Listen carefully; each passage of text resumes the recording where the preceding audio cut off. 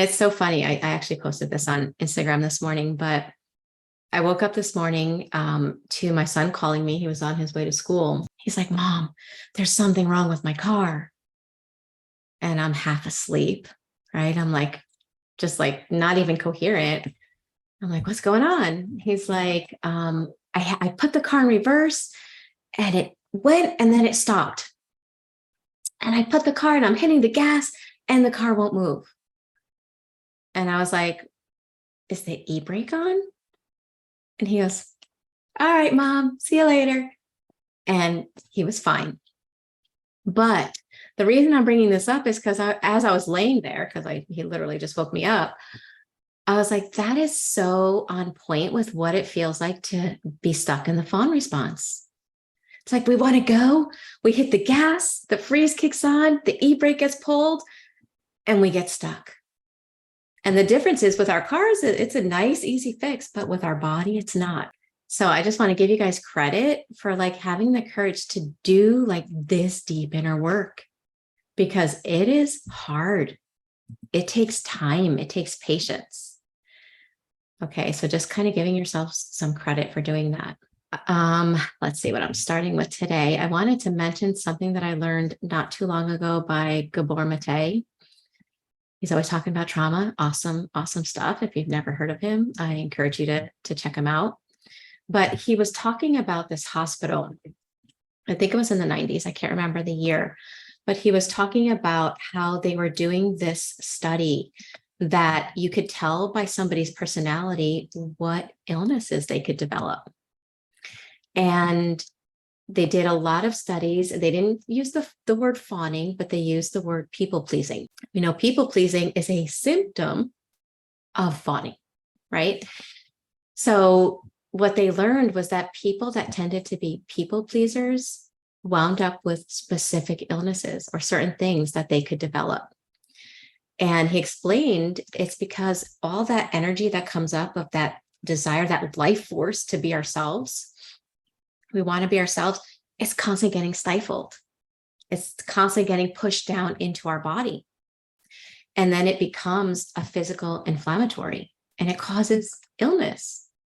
And so some of the things that he mentioned were chronic fatigue, fibromyalgia, inexplicable pains with unknown causes. I had that at one time.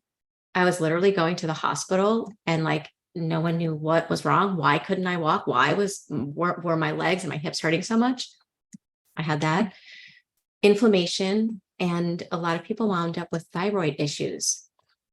And he's like, think about it. We stifle our voice. There's so much constriction. With our trauma responses, with the fawn, there's bracing. There's bracing in the body. And so done over a long period of time, these things can happen. And then from those things, autoimmune diseases can emerge. So working through our trauma responses, as uncomfortable as it can be, is helpful not only for us emotionally, but physically as well. Like, this is important stuff. So that being said, let's get into what we can learn about the fawn trauma response. And what we'll do is we will talk about it, and then we'll help the body to kind of be with us as well, because we can learn and learn and learn. But if it doesn't sink down, it doesn't create lasting change. When it comes to the fawn trauma response, most of us wound up stuck in that fawn trauma response because we have this origin story where being seen was dangerous. Being ourselves, having our own feelings, being authentic was not safe. Emoting was not safe. So that creates an overcoupling in the nervous system. Being seen means danger. And those things get stuck and locked together. The thing with overcouplings is they're unconscious. Half the time, we're not thinking those things, or we are, but we don't realize we are, right? It's like this low voice that's always there, but we may not even realize that it's doing that. And so overcouplings are unconscious. until we bring them into our conscious awareness. And until we do that, they are very powerful, right? And they can kind of control and run our lives. And that's why when you think about narcissistic abuse and the things that help, that's why we can learn something and our mind can be like, oh, don't react, don't do this, and yet like the mind wants to do this. It knows that this is better, but the body doesn't listen. Anyone ever have that happen to them? Yes or no in the chat box. You're working through dealing with difficult people and you know your mind is like, oh, this, and your body is like, nope. And then it's like this internal struggle. That happens because those overcouplings are unconscious to us.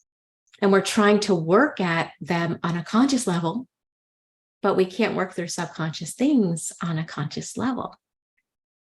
We really have to uncover them.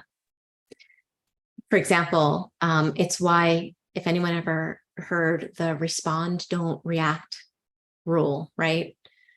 You're like, I know I'm gonna respond, I'm not gonna react. And then you're in a situation and you can't. That's what happened with me when I was new on the journey. It was like I learned about the silent treatment, and to me the silent treatment was like emotional torture.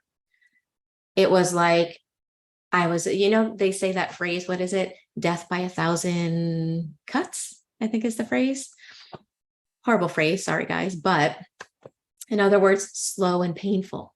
That's what I felt the silent treatment was like. It was like a slow and painful death. And I logically started learning that, well, that's what they do, has nothing to do with you. But my body was acting like it was all about me. I had an overcoupling in my nervous system. So I learned logically what I should do, but I couldn't apply it until I started uncovering what my nervous system, or what was stuck in my nervous system. What happens is we have these overcouplings, sometimes hidden in our outside of our conscious awareness, and they can get activated by other people. It could be the toxic person. It could be an external situation. It could also be our own thoughts. And as a result, our body braces, and it's bracing due to real or perceived danger. So a piece of us is frozen and scared, but it's the piece that's bracing is bracing because of something the subconscious is detecting. So I'm kind of a fact geek, so bear with me here, but our brain takes in 11 million bits of data each second, but our conscious mind can only process 400 of those. So our conscious mind may not even be noticing why our body's bracing. It's not even on our radar.